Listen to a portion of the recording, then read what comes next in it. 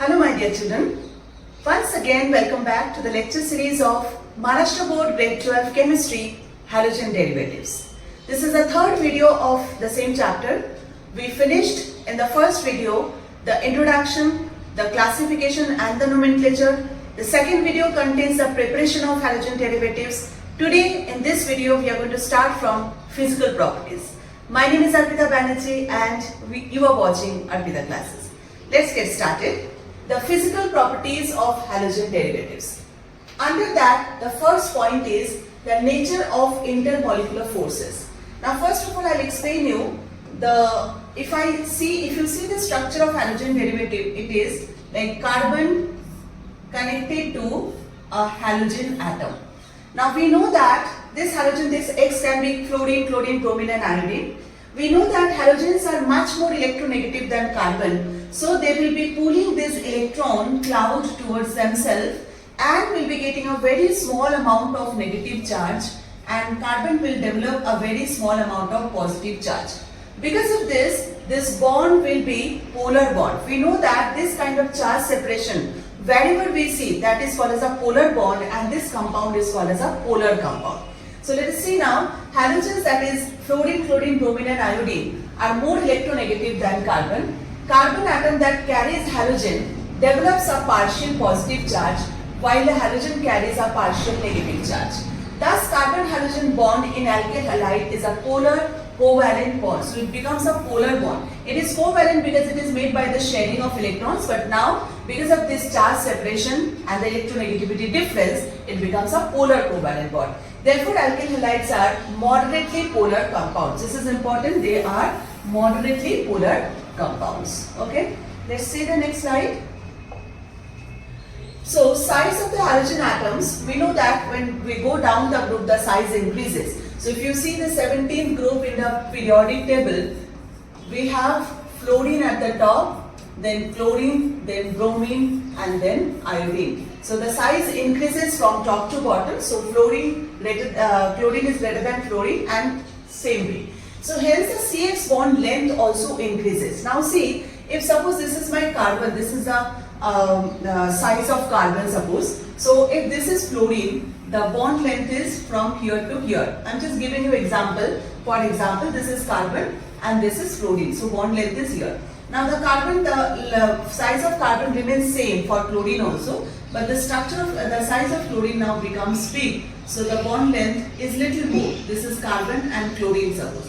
Now when you go to bromine, carbon is again the size of carbon is same, but bromine is farther more size, and that is why the bond length still become more. So you can see that the bond length increases because of the size of the halogen increases, the bond length increases, and we know that bond length is inversely proportional to bond strength. So if the bond length increases, the bond strength decreases. So therefore CX bond strength decreases with the increase in size of halogen atom. And this is because as the size of the p orbital of the halogen increases, the p orbital becomes more diffused. So when the the size of p orbital increases, it becomes more diffused, and hence the extent of overlap with orbital of carbon decreases. Therefore the bond strength decreases. So this particular thing can come for give reason why the bond strength decreases from CF to CI. So that is the reason. You can write down this as the reason. Next is boiling point. Now we all know that boiling point is directly proportional to the molar mass. If molar mass increases, boiling point also will increase. So for a given alkyl group, if your alkyl group is constant, that suppose if it is R, okay, the boiling point increases with increasing atomic mass. Boiling point increases with increasing atomic mass of the halogen. And now we know that the atomic mass of fluorine is lesser than chlorine, which is again less than bromine, which is again less than iodine. So obviously if your R is constant, then RF, whatever will be the boiling point, it will be more for RCl, which will be again more for RBr, which will be more for Ri, because the atomic mass is increasing for the halogen. R is constant here, but the atomic mass is increasing, and we know boiling point is directly proportional to the molar mass or the atomic mass. Ultimately, if the atomic mass increases, the entire molar mass will increase, and hence the boiling point will increase. Next is for the given halogen, boiling point rises with increasing carbon number. Now if your halogen is constant, suppose I am taking bromine as the constant halogen, so the boiling point will increase with increasing carbon number. Means what? If I take CH3Br, that is my methyl bromide, the boiling point of CH3Br will be less than ethyl bromide, CH3CH2Br, which is again less than propyl bromide, CH3CH2CH2Br, which is further less than butyl bromide, CH3CH2CH2CH2Br, and so on. So if the halogen is constant now, Br is constant, you can see the boiling point will increase with increasing number of carbon atom, because again here also the molar mass of the compound is increasing. Next is for isomeric alkyl halides, boiling point decreases with increased branching as surface area decreases on branching and under van der Waals forces decreases. Okay, so what does it mean? Let's see the next slide. So basically we also know that boiling point is directly proportional to the surface area, because if the surface area is more, the van der Waals force also will be more. Okay, suppose a molecule is having this much surface area, another molecule is having same surface area, so the van der Waals force between them will be more. But if the molecule is this much, the van der Waals force will be less. So boiling point is directly proportional to surface area. Hence, if the surface area is more, the van der Waals force also is more. So for a normal chain carbon, this is what? This is N-butyl bromide. Okay, this is N-butyl bromide. Now here the surface area is more because it is a straight chain compound. Always for a straight chain compound the surface area will be anyways more. Okay, so and here see it is branched. It is what? This is first carbon, second carbon and third carbon. It is 2-methyl 1-bromo-propane. Okay, so in this case, or 1-bromo-2-methyl propane, sorry, alphabetically we have to write down. 1-bromo will come first. So it is 1-bromo-2-methyl propane. Now see here, this is branched. This one is branched. This is isobutyl. This is N-butyl. This is isobutyl. Isobutyl means it is branched. One carbon atom is branched. So surface area will be less if it is branched, and hence you can see the boiling point is less. Here this is neobutyl or tertiary butyl, you can say. So for tertiary butyl again it is further branched because there are two carbon atoms which are branched. Here it is IUPAC name will be 1, 2 and 3. This is 2-bromo and 2-methyl and then propane. Okay, so this is further branched and hence the boiling point you can see it is 346 Kelvin. So this is N-butyl bromide. This is the common name of this is isobutyl bromide. That is the common name. And here the common name is tertiary butyl, or you can say neobutyl bromide. So hence, since the branching increases, the surface area decreases and hence the van der Waals force decreases and hence the boiling point also decreases. Okay, so these are the two things about boiling point. Now we come to the next physical property, that is solubility. So regarding solubility, we know that like likes like. What does it mean? If it is a polar compound, it will be soluble in a polar solvent. If it is a non-polar compound, it will be soluble in a non-polar solvent. So we say like means polar compounds and polar solvents are like compounds or like substances, and they will be like they will be dissolved or they will be soluble in each other's. Okay, so alkyl halides are moderately polar. They are moderately polar, but still they are insoluble in water. What is the reason of it? Because they cannot form hydrogen bonding with water. Okay, so this is due to the inability of alkyl halides to form hydrogen bonds with water. Okay, alkyl halides are soluble in non-polar organic solvents. Hence, they are soluble in non-polar organic solvents like cyclohexane, benzene, toluene, and so on. Okay. Now regarding aryl halides, here we need to know. See, this is a dihaloaryl compound. Okay, this is a dichlorobenzene. This is orthodichlorobenzene. These are meta-dichlorobenzene, and these are para-dichlorobenzene.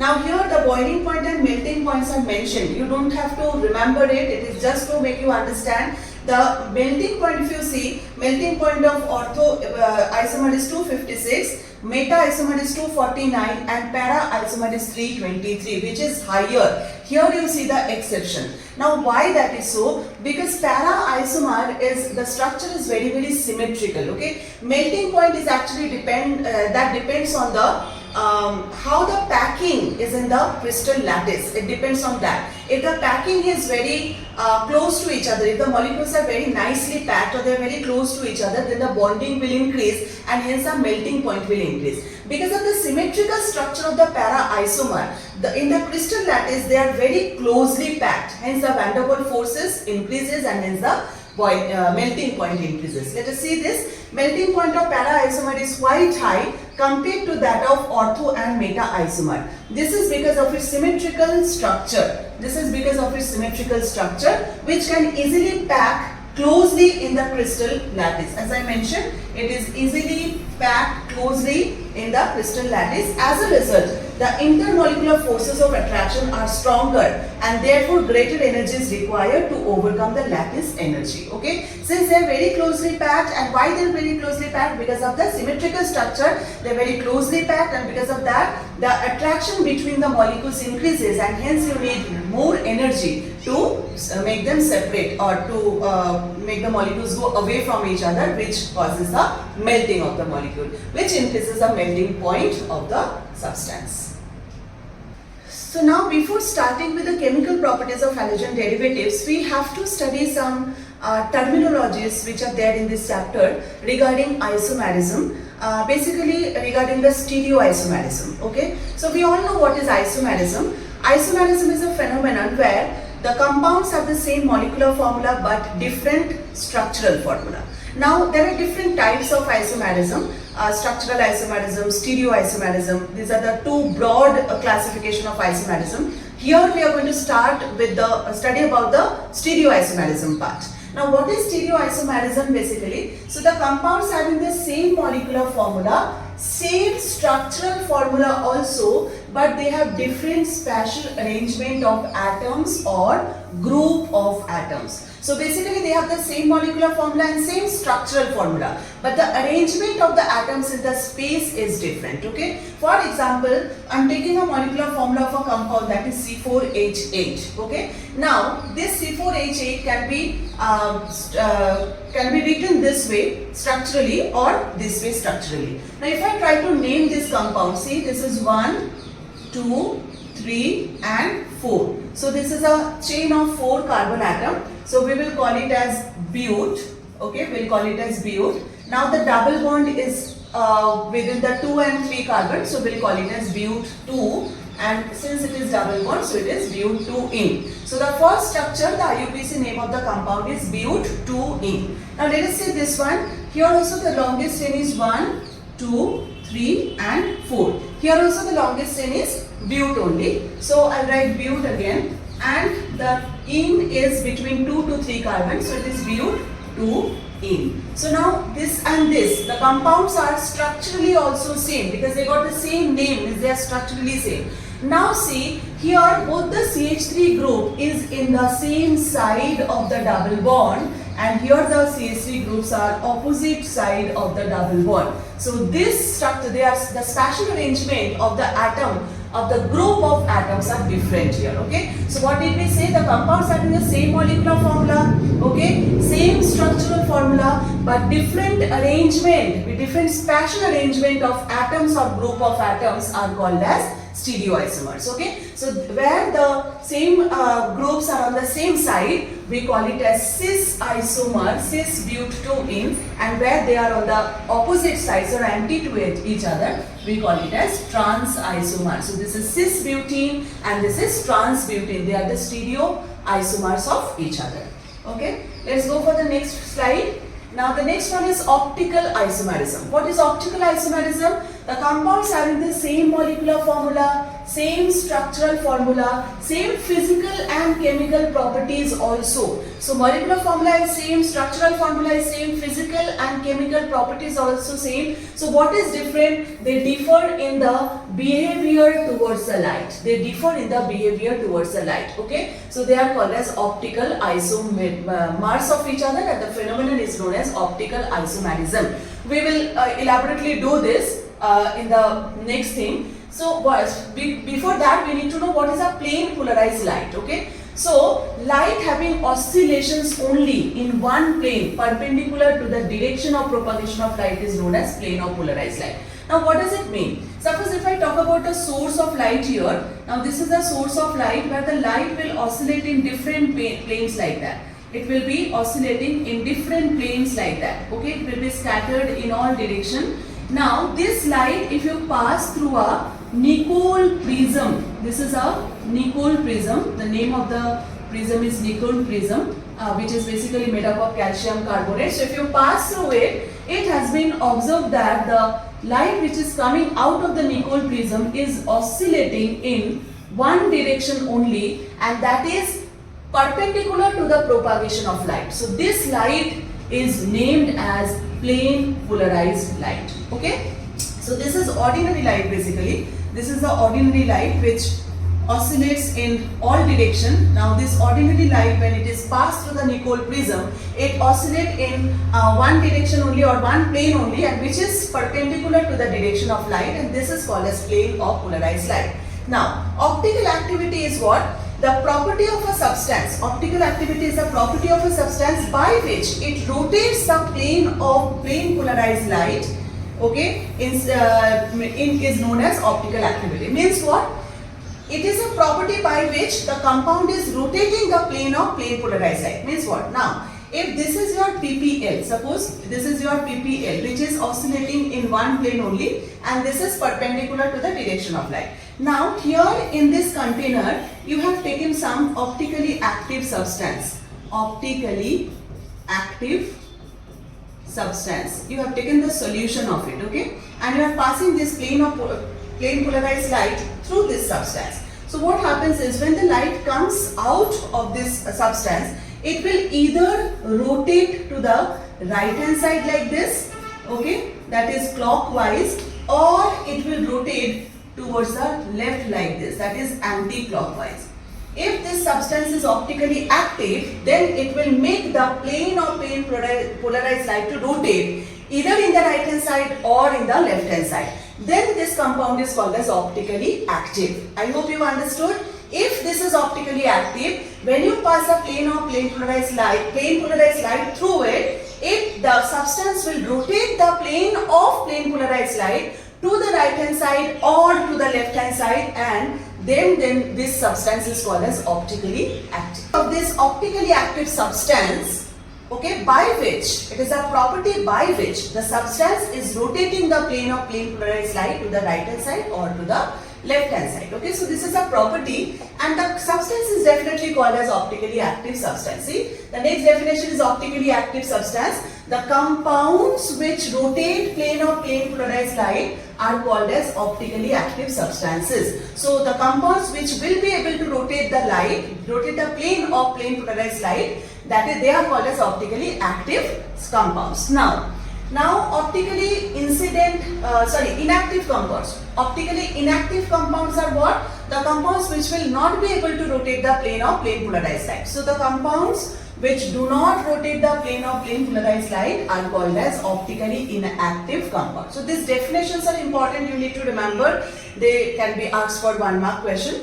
Next is dextrorotatory compound and levorotatory compound. So now we understand that optically active substance will rotate the plane of plane polarized light. Now, they can rotate the light towards the right direction or clockwise, or towards the left direction or anti-clockwise. Okay. So according to that, they are again classified as dextrorotatory and levorotatory. A compound which rotates the plane of plane polarized light towards right, they are called as dextrorotatory compound. They are designated by small d or by a plus sign. Okay. For example, if sucrose rotates the light towards the right direction, we call it as D-sucrose or plus sucrose. Okay. Similarly, a compound which rotates the plane of plane polarized light towards the left is called as levorotatory compound. It is designated by small l or a minus sign. So if sucrose rotates the plane of plane polarized light towards the left direction, it is called as L-sucrose or minus sucrose. Okay.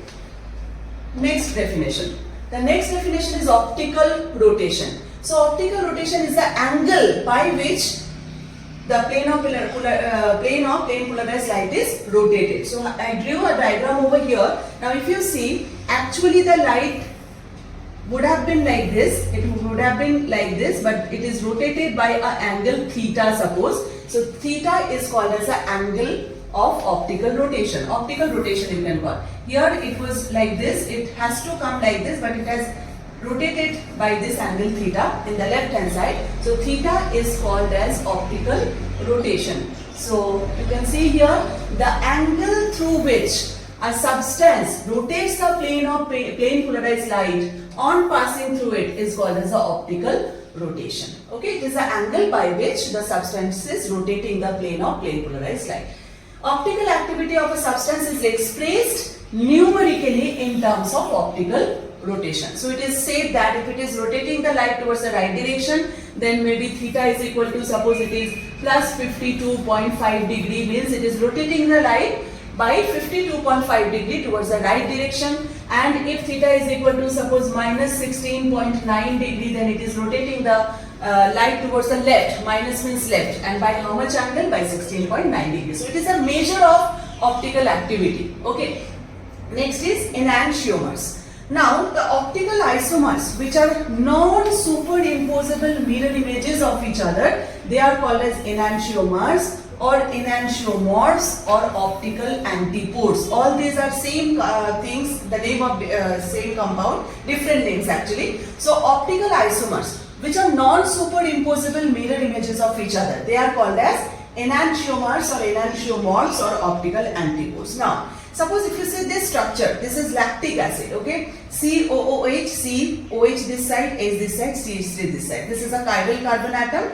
Now chiral carbon atom means what? We are going to see in the next page, next slide. Chiral carbon atom is a carbon atom which is connected to all 4 different atoms or different group of atoms, okay? So now this is your lactic acid, it is D-lactic acid, suppose. D-lactic acid means what? It is rotating the PPL towards the right hand side. Now if you keep a mirror over here, now mirror will do what? You get an image here, the image is laterally inverted, right? So the OH will come this side and H will go that side, but rest of the things are same. This is called as L-lactic acid. Now this and this is L-lactic acid. Why? It will be rotating the light PPL towards the left direction by the equal amount. Okay, the angle of rotation will be same, but it will be direction will be opposite. So these two are non-superimposable mirror images of each other, and they are optical isomers as well. So they are called as enantiomers of each other. Very important definition. Now come to the next one, chiral center. As I mentioned, a chiral atom which is sp3 hybridized. Now this carbon is sp3 hybridized because it is bonded to 4 different groups. Okay, so this sp3 whose tetravalence is satisfied by 4 different atoms or 4 different group of atoms. So if this is connected to 4 different atoms or 4 different group of atoms, then this carbon is called as chiral carbon or asymmetric carbon, which is denoted by an asterisk sign. Okay. Now the last definition for today's video, that is racemic mixture or racemate or racemic modifications. What are they? An equimolar mixture of enantiomers, that is dextrorotatory and libodorotatory substances, is called racemic modification or racemic mixture. Equimolar mixture of enantiomers. Okay. Now if you take, suppose COOH, COH, H and CH3. This is D-lactic acid, okay, and you take COOH, C, OH, H and CH3. This is L-lactic acid. If you take 50% of D-lactic acid and 50% of L-lactic acid in a container, suppose here in this container I am taking 50% of D and plus 50% of L-lactic acid. Okay.